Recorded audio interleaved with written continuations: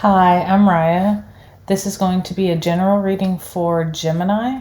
We are going to look into what you should let go of or release and what will come in for you or what you'll receive if you choose to let go of that thing. We're going to use the Archetype deck by Kim Kranz and the Light Seers Tarot.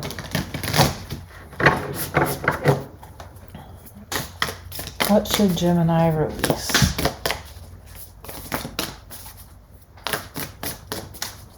What does Gemini need to let go of?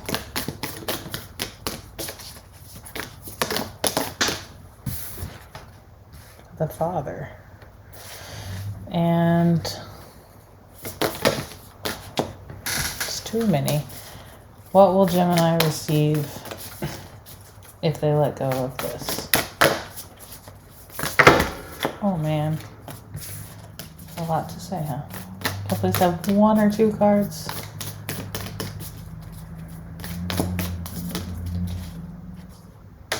Okay. The Mystic. All right.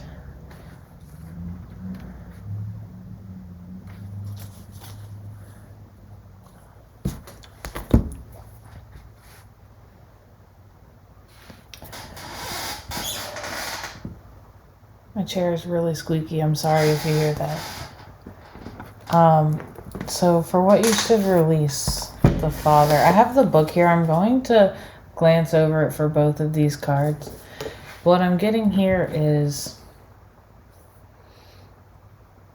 we're just going to hit the surface level one. If you have any issues with your father, maybe that's something you should look into healing or finding out the root cause of those issues. And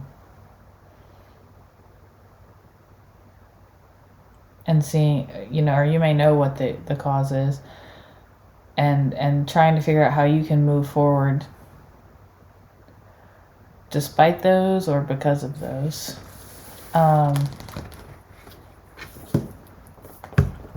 Let's see if any other messages come out.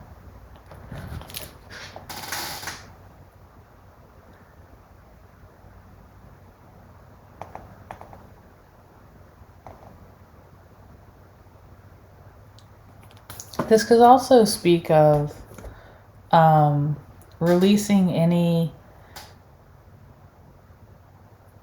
sense of like rigid control or like authority or needing to be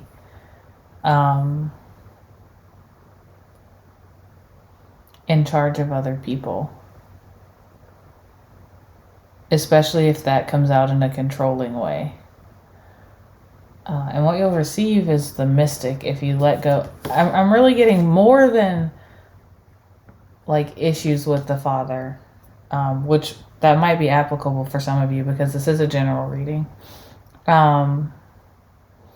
More than that, I'm getting like release the need for rigid control.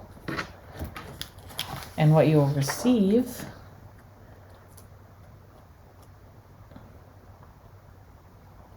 this card speaks of transformation for me because of the moth or the butterfly imagery. But I also think like you'll receive a greater understanding if you release this need for rigid control. Like you might want to know or see or control everything, but when you release that need for control, you'll actually be able to see more. You'll be able to see the bigger picture.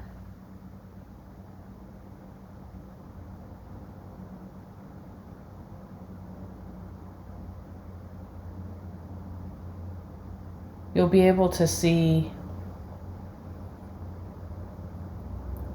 and by the bigger picture, I don't necessarily just I mean the bigger picture, like how what you do in this lifetime could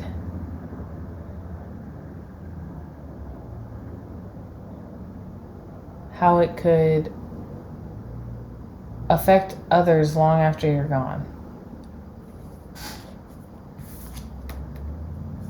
The castle was just stuck to the bottom of the book. I'm going to put it up here and we'll see.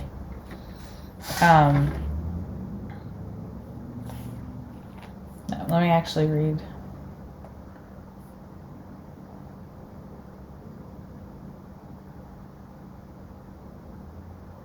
Yeah, that's what I feel like.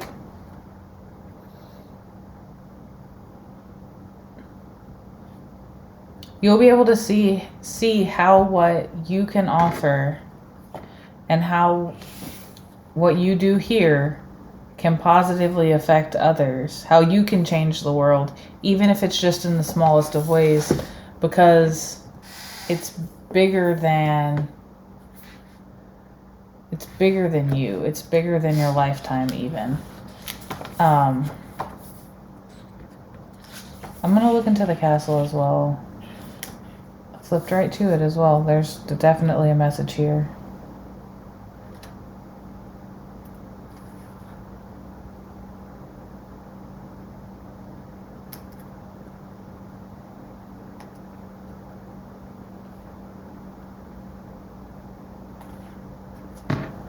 It speaks of duality, which is interesting because I feel like Gemini is the most dualistic of the mutable signs. Not even dualistic, just very mutable, because air tends to be more mutable.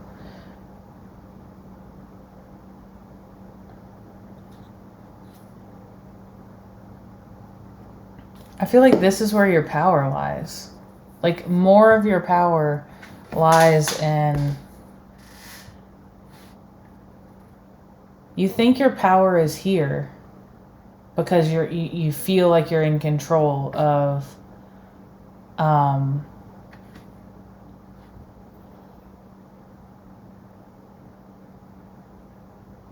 your day-to-day life. But by releasing that control, you're going to see this bigger picture, and by seeing that, that's where you're going to come into your power. Because when you can see the bigger picture, you're going to think about, what can I do today or tomorrow or in this lifetime that can leave a mark on the world or on my family, that can leave a mark that will live on even after you're gone. Get some tarot cards to maybe pull some more of this message out.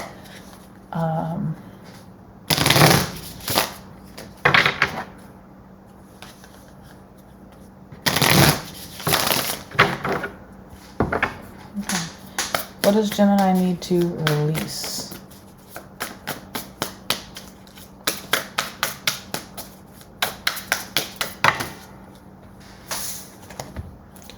I was only wanting 2, but there are 3, so we'll take them.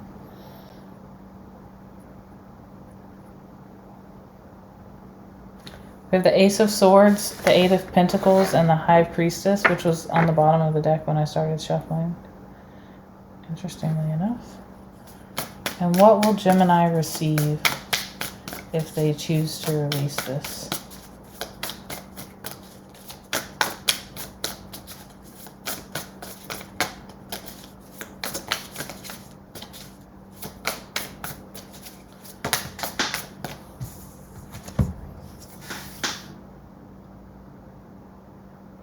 The 10 of Swords and the Queen of Wands.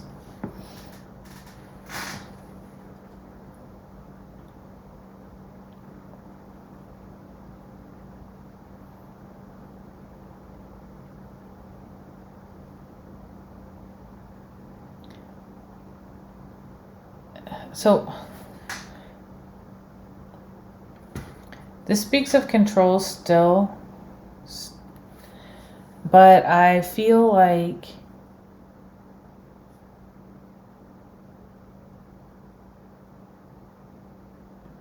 this is what I'm feeling. It's not the traditional meaning of these cards, but with this Ace of Swords and the High Priestess, like it's very like head oriented. And with the Eight of Pentacles in the center, with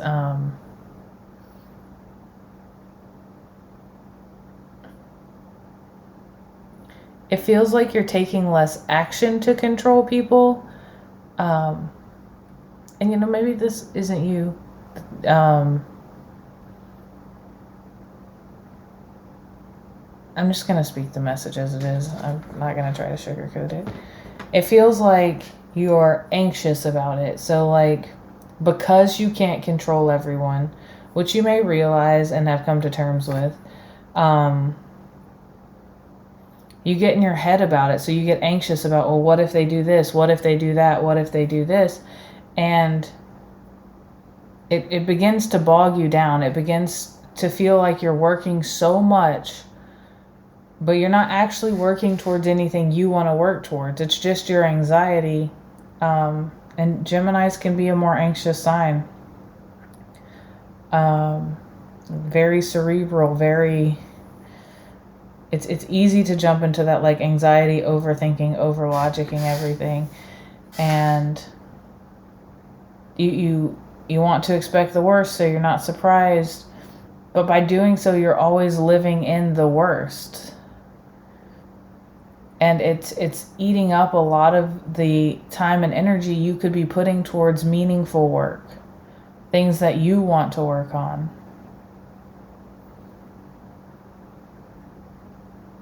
And I know it's not always so easy as just get out of your head. But I think if you work towards trying to release these things, for instance, if you start to have anxious thoughts that are maybe like about other people and what other people are doing, like, oh, if my partner or my coworker or whoever drops the ball on this or doesn't do this, then I'm going to have to do so much work. Well, you're mentally doing that work already, and it's not serving you to do that. It's putting you in a state of anxiety. It's putting you in a state of over-awareness about what other people are doing, which is taking away from the awareness you could be placing on yourself.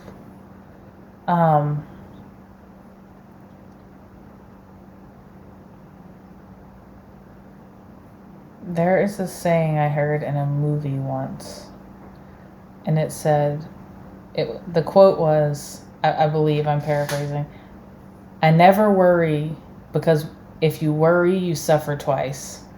So, like, even if the worst thing happens, if you worry about it obsessively, you're causing yourself to suffer before the thing happens. And then if it doesn't happen, you suffered needlessly.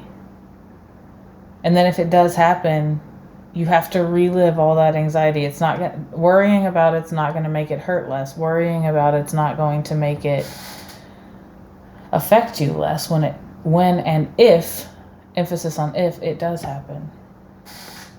And what's going to come in if you do this? It really looks like with the Ten of Swords here, this particular Ten of Swords is very... This card in and of itself for me is about letting it go, about releasing it. All these birds, all these swords, because in this deck the crows stand in for the literal sword. They're all flying away. She's let it go. And she's free now.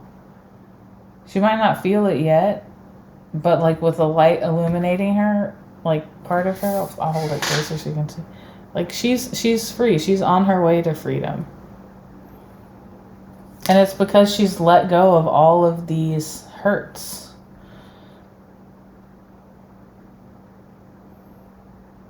And you'll be able to, once that goes away, like you're going to go from this sort of like yellowish orange muted to this like bright and fiery energy that's just, it's going to make you feel really good. And I do believe that if you start to put effort into letting go of that rigidity, letting go of that need to control others, or even, and you might not actually be controlling other people, but it's the anxiety, like, because you're not in control of every aspect of it, you're living in anxiety because of it. It's more about letting go of that anxiety so you can heal and so you can find your creative and fiery center.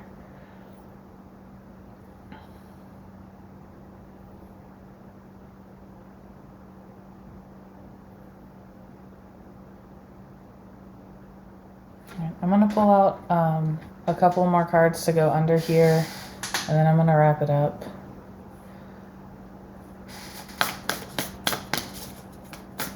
What other messages or advice do you have for Gemini? And oh my gosh.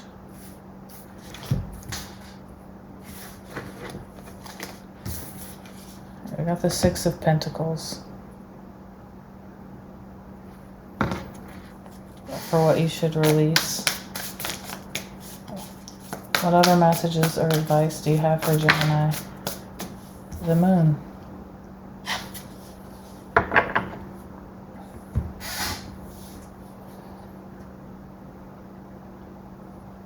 You have to trust, with the Six of Pentacles here, which usually speaks of balance in a relationship, give and take. I'm feeling like you have to trust other people to do their part. And if they don't, you can assess that at that point. I'm trying to get this in frame. You can look at that as it happens if they don't and address it then, but you don't need to constantly live in anxiety because they're not showing, because you're worried they won't show up in the way that you expect or in the way that you feel that you would. People have different strengths, and you have to trust that they're going to take care of what needs to be taken care of.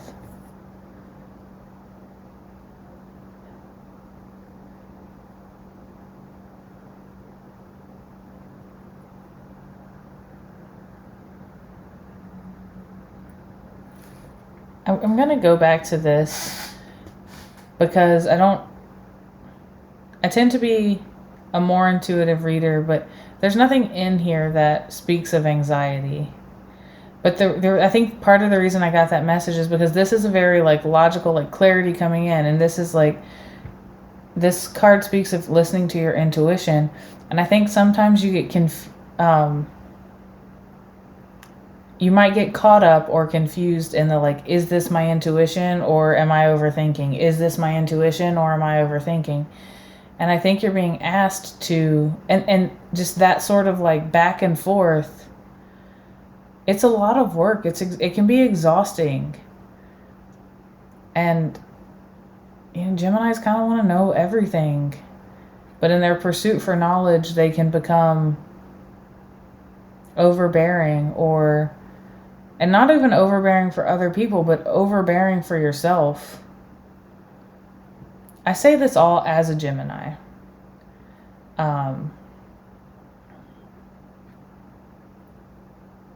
So I'm not being judgmental or anything. These are all things I struggle with too. But I think just trusting other people to do what they're supposed to, and it's not going to be easy. You're going to have to probably tell yourself over and over, like, that's their responsibility. I can trust them to do that.